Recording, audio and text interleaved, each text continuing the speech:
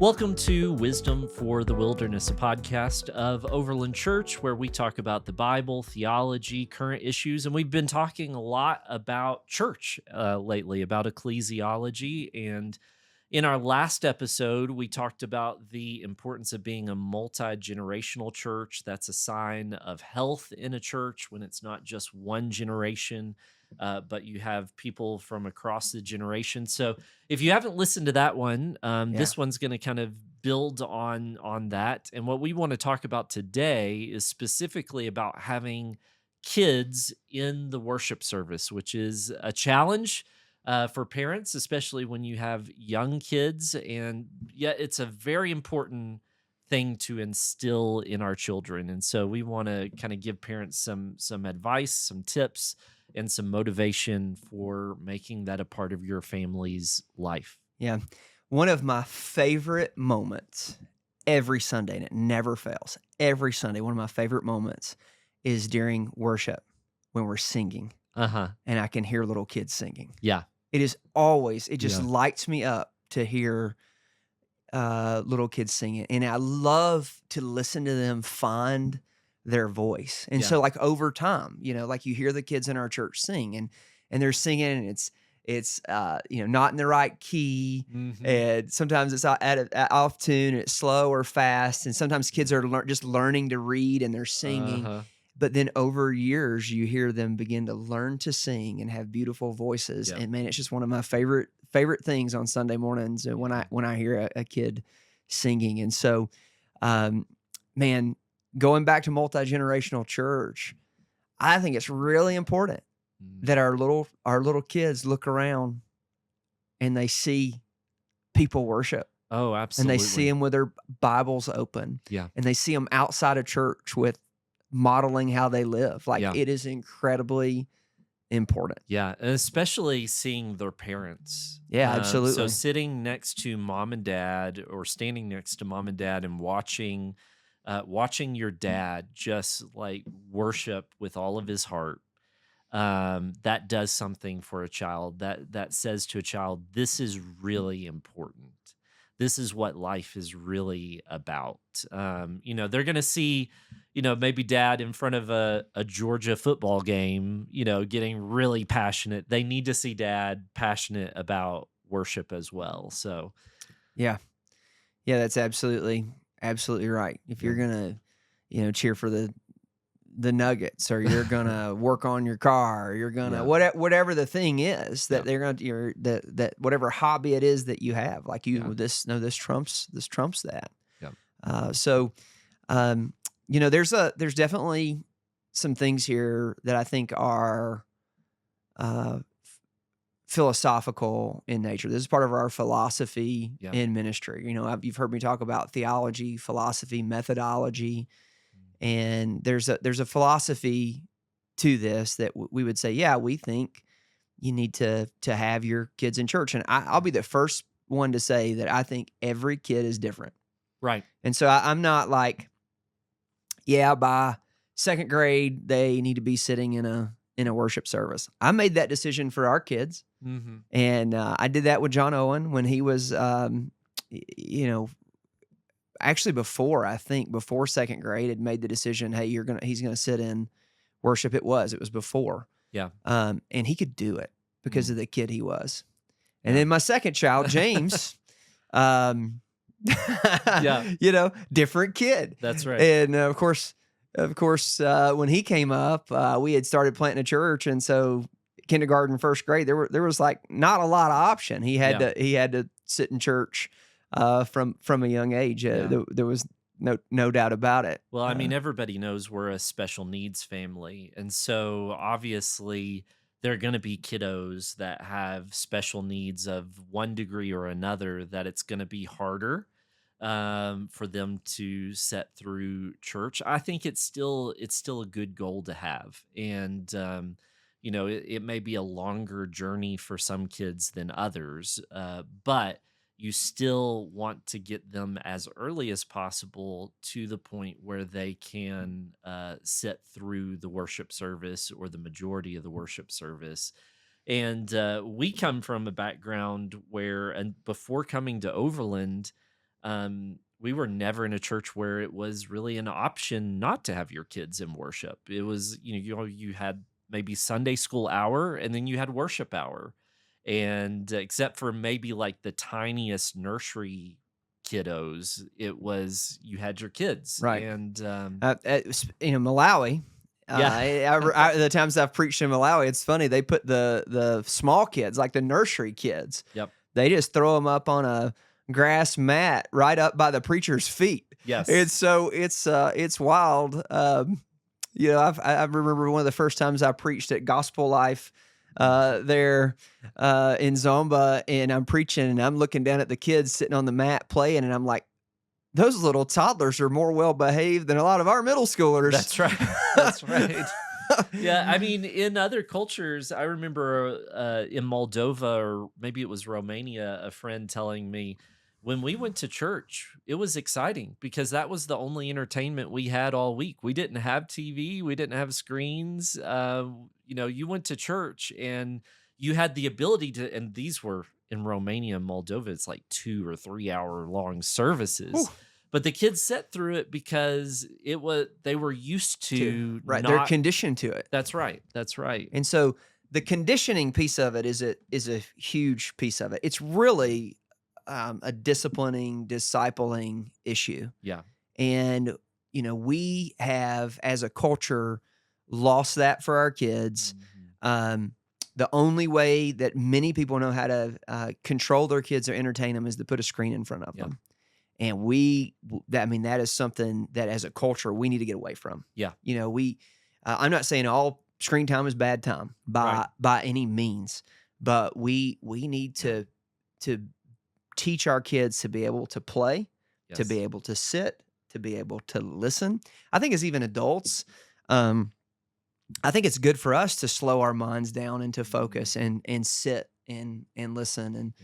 And, that we've literally entertained ourselves to death. Oh my goodness. And so the ability just to sit still and not have something in front of us. If you're our age or older, you feel how your attention span has atrophied. Yeah. Like we used to just sit down and watch a TV show. Now you're watching a TV show and your mind is just distracted, and you've got to be scrolling at the same time that you're watching TV. Yeah. Like you can't just slow yourself down, and you've got to recognize that, and you've got to start putting disciplines into your life. That's all of us, but especially our kids. Right. If you're using the phone or the iPad as a pacifier, it's not gonna go well for your right. kids. It's gonna bite you. Yeah. On the back end. So we should just want that out of our kids. And if you're going to say, well, we have kids ministry up to 5th grade on Sunday morning, in 3 services. It's only in the 2nd and 3rd. It only goes up to a certain age in the 8 a.m. Yeah. But, so we offer it, but I really do believe, I think it should be most of our people's goal, if not before 4th grade, by 4th grade, they are sitting in the worship service. Yeah. And so, I pray that our 4th and 5th grade class goes away on Sunday mornings because we don't need it. Yeah. Now, we've started a 4th and 5th grade ministry on Wednesday nights during the semesters. We actually need volunteers for that. We need people to really own that and to be a part of that, because I think it matters. I think they do need relative teaching to that age. They need community in that age. But I think the greater need is to hear the preaching of the word. And let's not pretend that, most Sundays that the teaching is so over a 4th or 5th grader's head. Yeah. And we're careful to speak to everybody in the room. Mm-hmm. And often I try to preach, hey, kids, listen to me. Yeah. Hey, kids, listen, this is relevant to you, and try to put things in.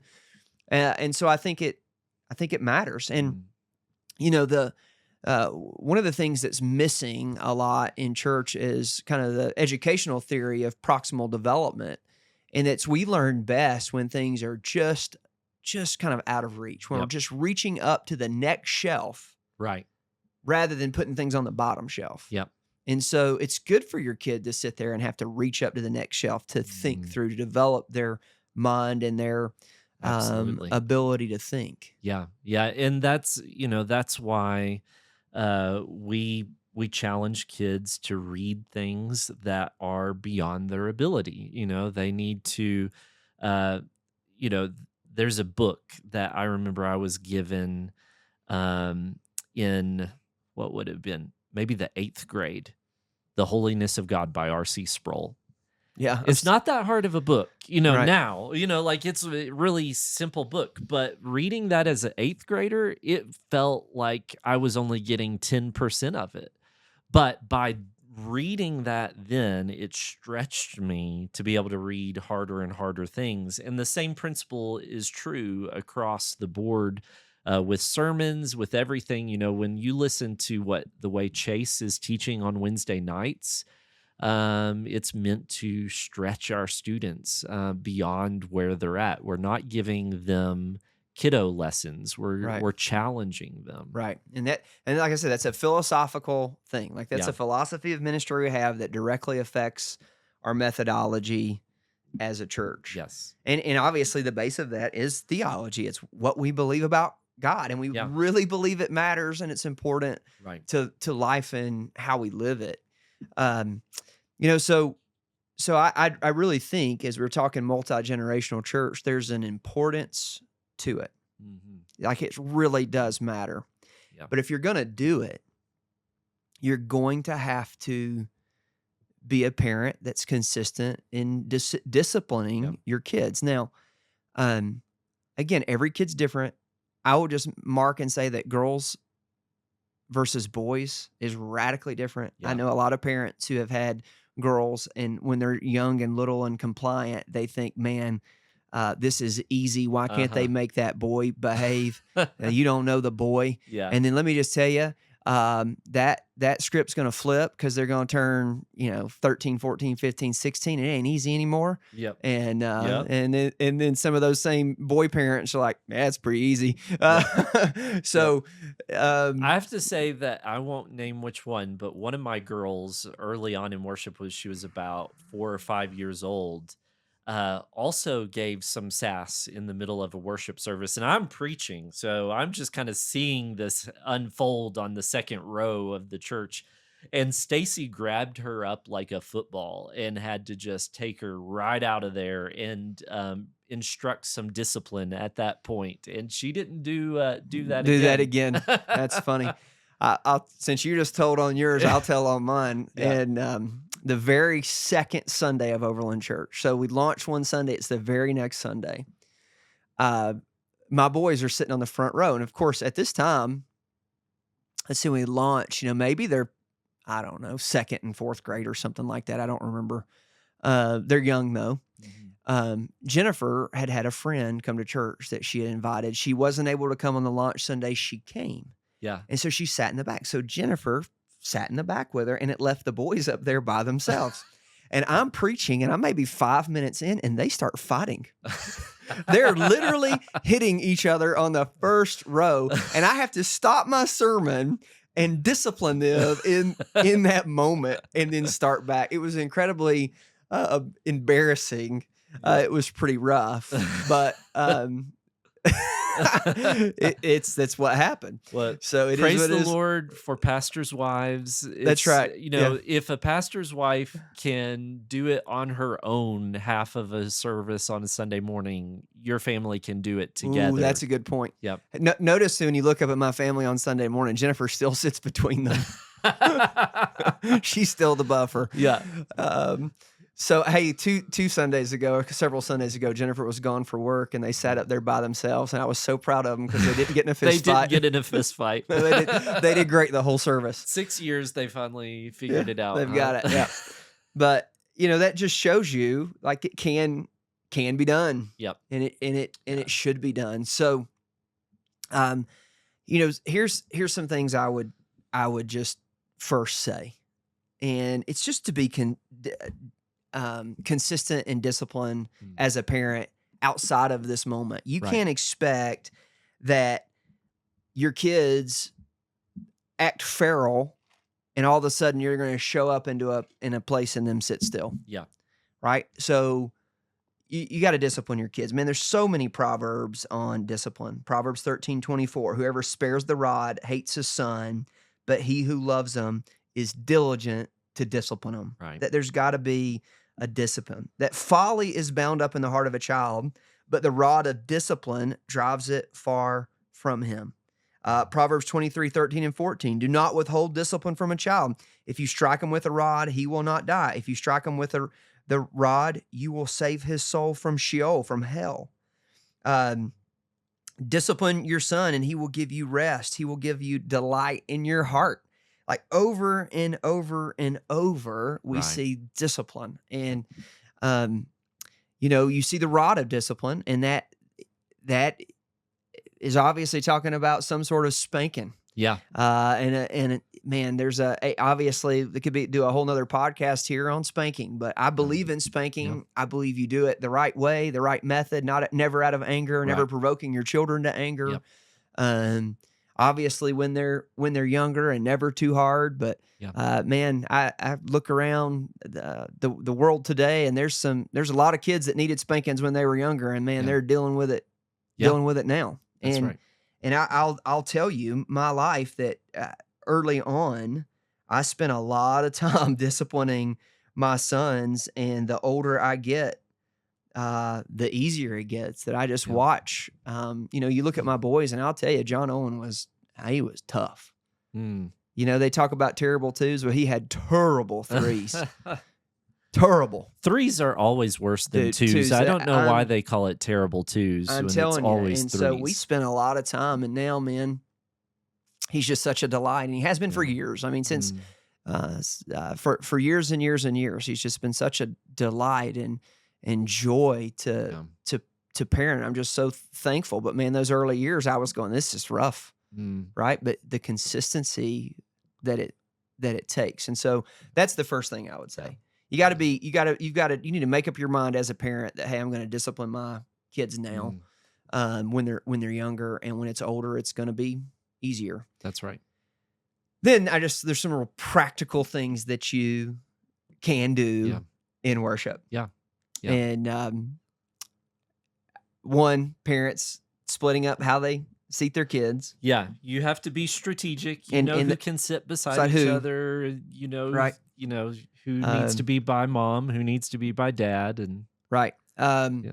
You can definitely, we have clipboards out in the lobby with Mm-hmm. sheets of paper, and that they can draw on, and man, I can doodle with the best of them, and I'm Yeah. listening to what I'm hearing. I'm listening to preach, but Yeah. my hands need to be doing something, so I can Stacy did this doodle. really well early on. She taught our kids to draw what the sermon was about. So it wasn't just random doodling, although if you see some of the things that Abe draws during your sermons, it does seem pretty random. But that was the early on discipline, Yeah. to draw what the sermon was about. So they're listening. They can't take notes yet, but they're thinking about it as they're drawing that down. And then what I'm proud of my kids. I don't take notes during your sermon. I'm sorry, I don't do that. But my Same. kiddos do.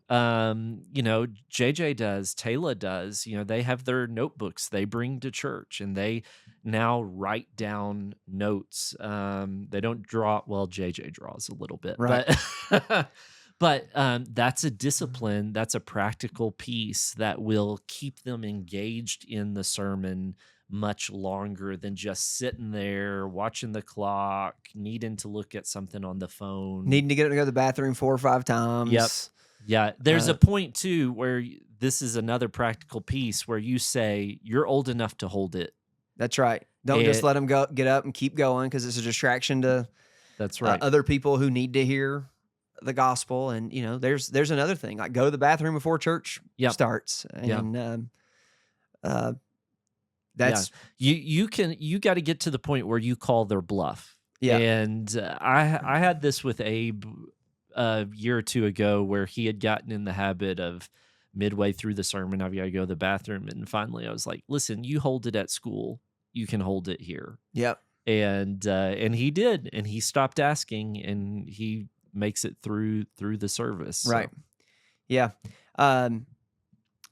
asking them after church. Like, I think it's a good Yeah. discipline to after church, like well, let's talk about the sermon today and start, Yeah. often if you say to a kid, what was the sermon about?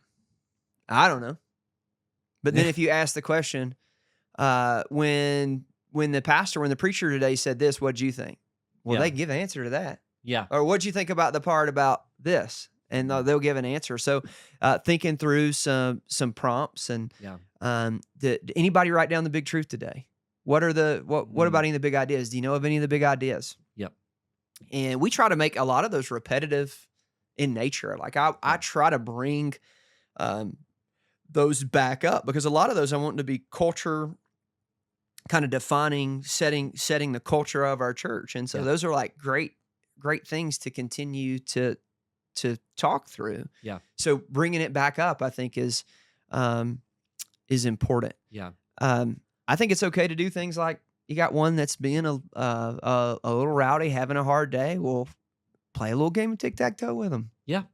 You Yeah. know, do something with them. Not overly distracting. Don't let them talk, Yeah. but do a little something to engage them while they're listening. And maybe you're like, oh, we better listen, right? This is Yeah. good. You know, Yeah. whatever the thing is. There's a lot of times that kids are listening even when it doesn't seem like they're listening. And they'll come out later with, "Oh, Zach said blah blah blah blah," and you're like, I thought you were just doing something rain." No, you were Listening. listening while Yeah. you were still doing that thing. So Yeah. you have to be ready for that and be okay for that. One thing I would add is that family worship prepares kids for Hmm. corporate worship. And so you need to have some rhythm in your home where, and it doesn't have to be long, it doesn't have to be complicated, but you're singing a song, you're praying together, you're reading either a story Bible or from scripture, age appropriate things. And the songs you're singing are songs they're going to sing at church. So they're getting to know the songs better. When they come up, even before they can read, they know that song. They can sing along because they sang it at home. They know what to do when it's prayer time because you pray at home.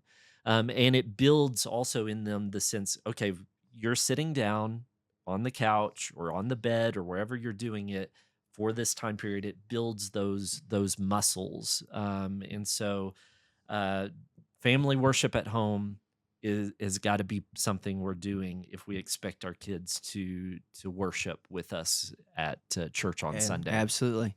I look at something you said there about reading Yeah, too. Like, family worship, maybe that's only 10 minutes, but man, I think one of the things that benefited our boys was Jennifer spent a ton of time when they were younger, through elementary school reading. yeah, And I mean, they read, it started off very simple. And I mean, I read Pilgrim's Progress to them, and yeah, she read Chronicles of Narnia, and yeah, and there's other things that they read that I think really benefited them and taught them to sit mhm, there and listen and to yeah, engage their mind, yep. not just looking at a screen. So that's another Yeah, really read good piece of read wisdom. aloud time, not just worship time, but just general read Read aloud aloud time. time is so important for our kids. Hey, well, that's gonna be my piece of wisdom for the wilderness right there. Read Yeah. aloud. So what's yours? My wisdom is make a playlist.